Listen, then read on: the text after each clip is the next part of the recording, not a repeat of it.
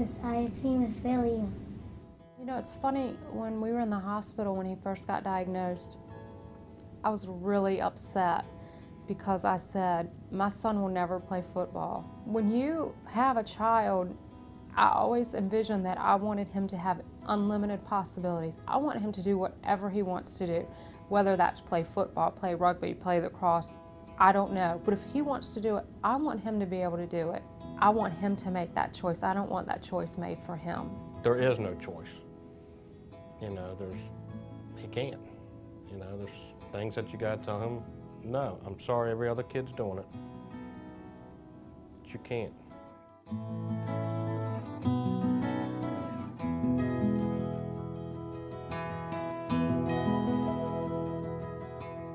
When he was 11 months old, he had a spontaneous epidural bleed in his spine that completely caught us off guard.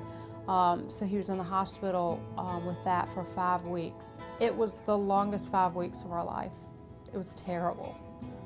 It was terrible. But I could say it's probably the worst 5 weeks of my life. yeah. You know, as a dad, you always want to fix things. I couldn't. He would try to go to work because in all reality, he's carried on his dad's insurance, and you have to go to work. You have to keep your, you know, I don't think we ever thought he was going to lose his job, but you have to think like that. You have to be realistic about it, and as much as you don't want to, you know, you've got to work, you've got to keep a paycheck coming in. The moment that'll always stick with me is when he went into the intensive care. They tried to prep us for it. They said it's just a big open room, a lot of beds, and it was. And I remember talking to the doctor saying, you know, they prepped us for it, but I really thought every kid in here would be just screaming and just be chaotic. He said, your kid's the only kid in here that can breathe on its own. You can't cry if you can't breathe. And I said, is he in the right place? And he said, he's right where he needs to be. And that moment stuck with me that we've got a big issue here. It's not, this isn't going to be fixed in a day and go home. You know, he didn't break his leg, and we're in trouble. And at that time, his hematologist said he needed to go ahead and go on prophylaxis since he had a central nervous system bleed. So he had a port implanted because he was so young.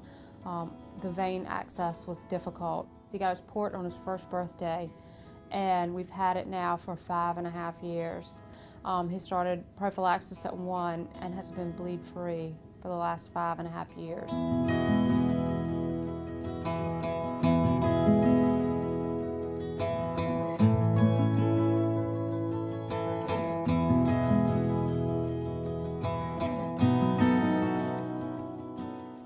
And the port has been a true blessing, but now we've finally made the decision to make the transition, and partly because he wants to. I think a lot of it was he went to summer camp and he had his shirt off when he went swimming, and I think other kids saw it, and he never necessarily said it bothered him. He would come home and say that a lot of kids asked him about it, and he got tired of kids asking him about it. But him saying that he's ready has been a big factor in finally making that decision. It's normal for him. This is all he knows. And he started asking questions about, does so-and-so, you know, his friend, does he have a port, and why doesn't he have a port? You know, he doesn't understand that every other child doesn't get treatment 3 times a week like he does. But that's all he remembers. Thankfully, that's all he knows. That's his whole life. Whereas I think it's been harder for us to adjust because that's only been a part of our life for 6 years. Well, I think you get so used to, my childhood wasn't like that. I didn't have to do that, you know. Why does he have to do that? And, you know, a lot of times we get into the pity party part of it, but then we'll go to the hospital where it's mixed in with the kids with cancer, and you think, you know, snap out of it.